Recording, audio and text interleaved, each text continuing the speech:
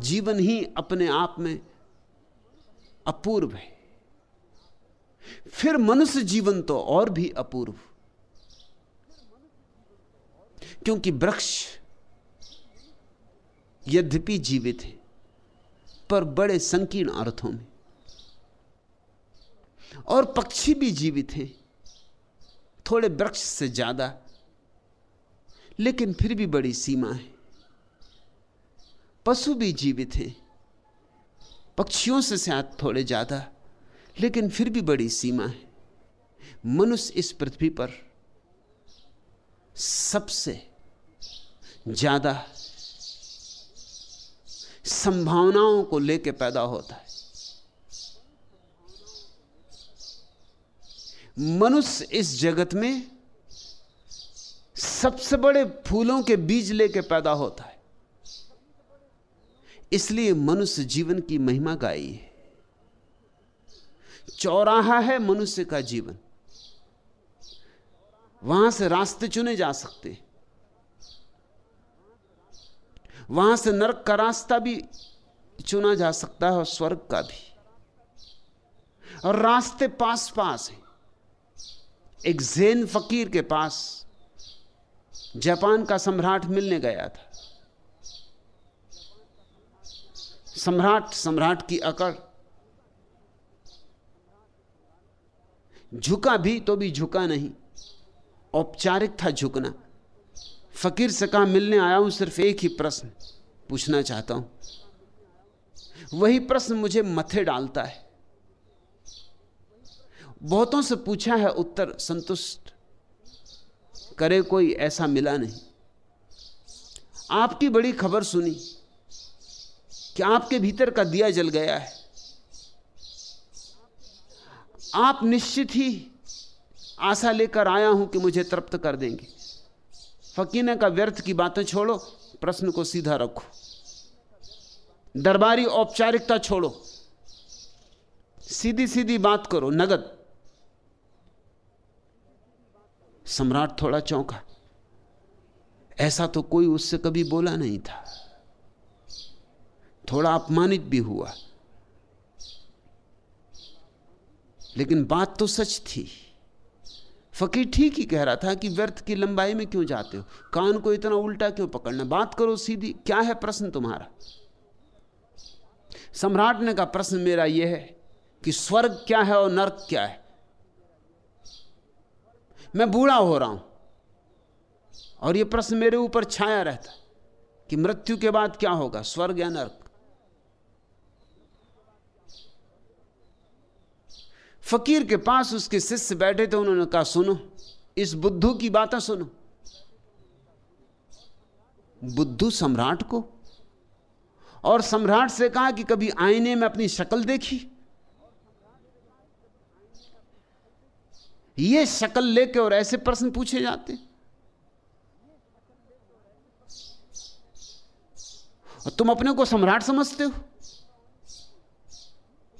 तुम्हारी हैसियत भिकमंगा होने की भी नहीं। ये भी कोई उत्तर था? सम्राट तो एकदम आग बबूला हो गया, म्यान से उसने तलवार निकाल ली, नंगी तलवार, एक क्षण और कि फकीर की गर्दन धड़ से अलग हो जाएगी। फकीर हंसने लगा और उसने कहा यह खुला नरक का द्वार।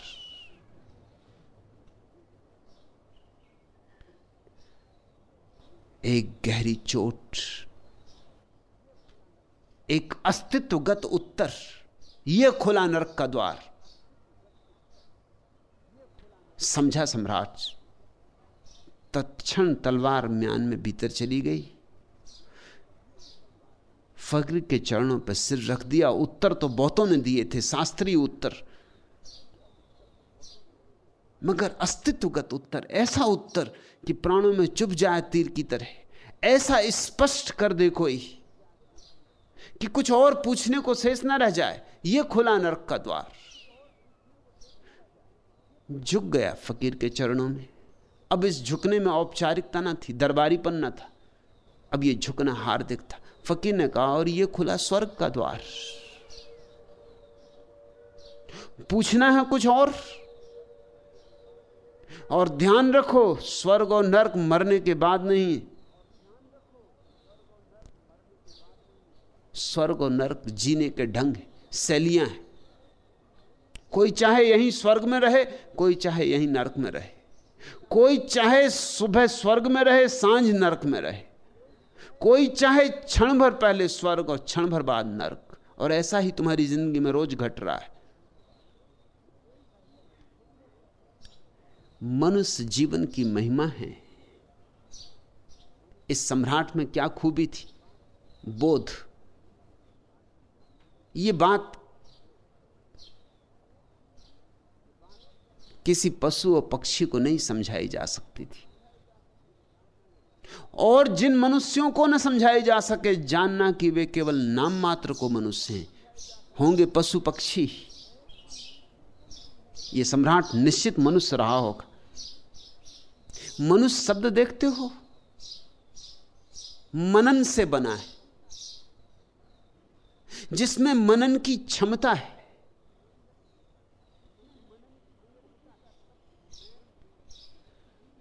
अंग्रेजी का शब्द मैन भी मनन से ही बना है। उर्दू का शब्द आदमी बहुत साधारण है, वो अदम से बना है। अदम का अर्थ होता है मिट्टी, मिट्टी का पुतला। वो आदमी की असलियत नहीं है। आदमी शब्द में आदमी की असलियत नहीं है, केवल खोल है। मिट्टी का पुतला है, ये तो सच है, लेकिन मिट्टी के पुतले के भीतर कौन छिपा है? मृण्मय में चिन्मय छिपा है।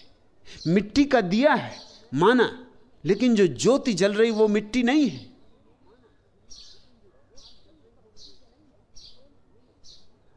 आदमी शब्द में खोल की चर्चा है, मनुष्य शब्द में उस खोल के भीतर छिपे हुए गूदे की चर्चा है, आत्मा की चर्चा है। मनुष्य वह जो मनन कर सके, जिसके सामने विकल्प खड़े हों तो मनन पूर्वक चुन सके, यंत्रवत नहीं, मनन पूर्वक चुन सके, ध्यान पूर्वक चुन सके, जागरूकता से एक विकल्प को चुने। ऐसे जाग जाग के जो कदम रखता है वही मनुष्य है। से सबको तो हमें आदमी कहना चाहिए, मनुष्य नहीं। आदमी सभी हैं, मनुष्य बहुत कम है।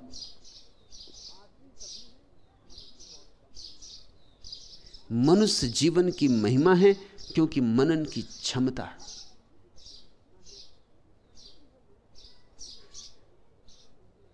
दृष्टि है मनुष्य के पास एक,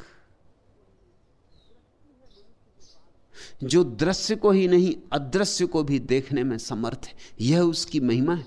पशु भी देखते हैं मगर दृश्य ही देखते हैं, अदृश्य की उनके पास कोई प्रतीति नहीं होती। मनुष्य के कान ध्वनि को तो सुनते ही हैं, शून्य को भी सुन लेते हैं। और मनुष्य के हाथ पार्थिव को तो पकड़ ही लेते हैं, अपार्थिव को भी पकड़ लेते हैं। मनुष्य अपूर्व है, अद्वितीय है। इसे तुम अपने अहंकार की घोषणा मत बना लेना। यह तुम्हारे अहंकार की घोषणा नहीं है। सच पूछो तो ये जो मैं मनुष्य की परिभाषा कर रहा हूं, यह परिभाषा तभी तुम्हारे जीवन का अनुभव बनेगी जब अहंकार छूटेगा। ऐसा मत सोच लेना कि आहा मैं मनुष्य हूं तो मेरी बड़ी महिमा है। ये तुम्हारी महिमा नहीं कह रहा हूं मैं, ये मनुष्यत्व की महिमा कह रहा हूं। ये तुम्हारे भीतर जो संभावना छिपी है उसकी महिमा का गीत गा रहा हूं। तुम जो हो सकते हो, जो तुम्हें होना ही चाहिए, जो तुम में जरा बोध हो तो तुम जरूर हो ही जाओगे, जो अपरिहार्य है अगर तुम में जरा सोचो, जरा समझ